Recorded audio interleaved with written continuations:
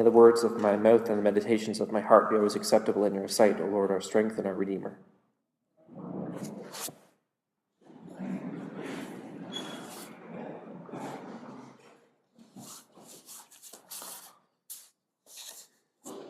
So I've had the privilege over the last couple weeks to bring Christmas communion to some people who I knew wouldn't be here on Christmas Eve or Christmas Day. And one of those people was a parishioner that some of you would know well named Roz Conway.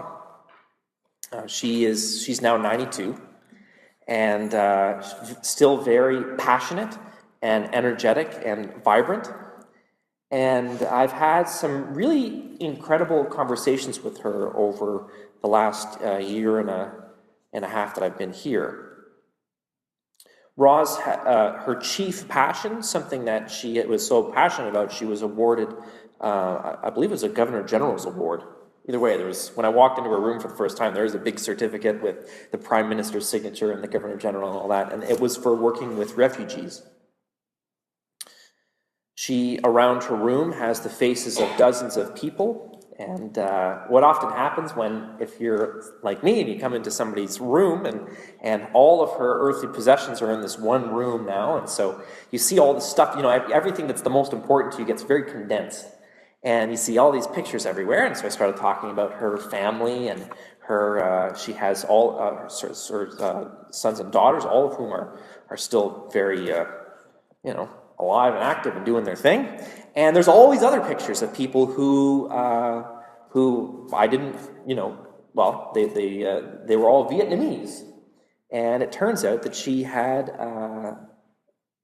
spoke about them with the same reverence and love and affection that she would speak about her family. And they were several Vietnamese refugees from back during a lot of the conflict in Vietnam. And they had become very much her family. And it was only this last conversation with her that I realized something very powerful that for some reason never occurred to me. And that was where the source of her great passion for refugees came from. And that was that she herself was a refugee. I don't know why that never occurs to us now. There's a lot of stuff about refugees in the news and our policies about refugees. She was living in England when there was a great war. And her home and the homes of millions of people in England were bombed.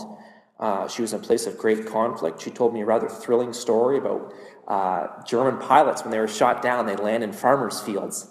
And she, at 17, was on a horse along with this sort of cavalry of citizens that would run down German pilots and capture them and arrest them. So she was doing an actual steeplechase where she was jumping over fences, and it was really exciting. I was like, this is fantastic. But shortly after the war, there was an incredible amount of damage and poverty in England, and she moved to the New World, to Boston, as a refugee, and ended up here. And for her, when the conflict in Vietnam started, she saw no distinction between her experiences of war and her experience of escaping as a refugee from a war-torn country, and the experiences of people in Vietnam. I don't know why it never occurred to me until that conversation that she herself was a refugee, and when we use the term war bride, we're talking about refugees. And so it makes sense in that kind of climate in the 50s, when people were still reeling from an incredibly, unbelievably disastrous war, that we established an interim federal health program in 1957 for refugees. We created a lot of phenomenal policies in Canada regarding refugees around that time, the decade following the Second World War. This particular health program, of course, was canceled in June of last year. And we're now living in a very different kind of country where we as a nation have forgotten about the devastation that war can bring, And we don't have nearly as many relationships with refugees as we once did, where Anglican churches were filled with war brides, and we met refugees pretty much anywhere we went. It's a very different country now. It used to take about 20 months to fully process a refugee claim. It now takes only 3 months because the process has become so efficient. You can use the word efficient. You can also, through that efficiency, see a lot of people getting lost. Anybody with any kind of complications with regard to their application would be rejected. And so through our efficiency, our annual average of 27,000 has been reduced to less than 10,000 claims because we're so efficient.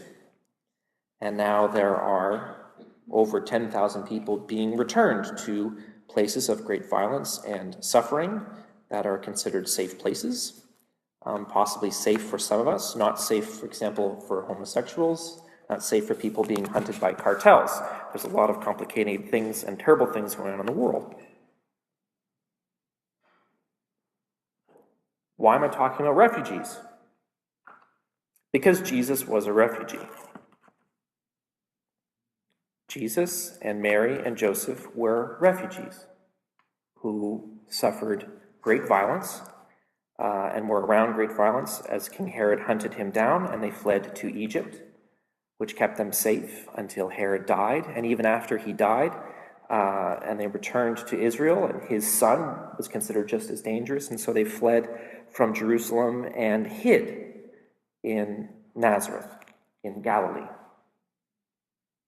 Jesus was a refugee who was born to liberate and to heal and to comfort, but who lived all the stuff that the Israelites, his Israelite ancestors lived. He lived in exile.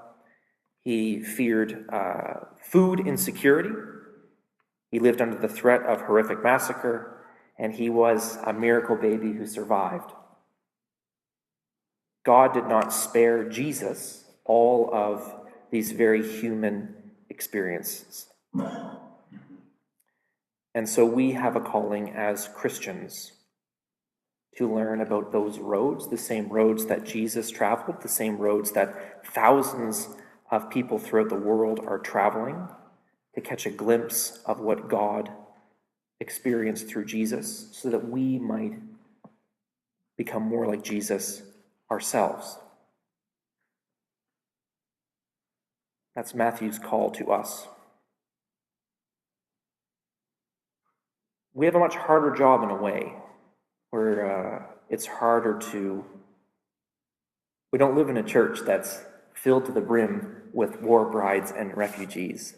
We have a vocation and a calling as Christians, and we live in a time where our government is not nearly as concerned and passionate about refugees and those suffering from war and violence as it once was. And so we now have a responsibility as individuals and as a parish and as Christians to insist that we care for refugees as we once did as a nation. We must do so now as Christians, for Jesus himself was a refugee. It's an important gospel. So,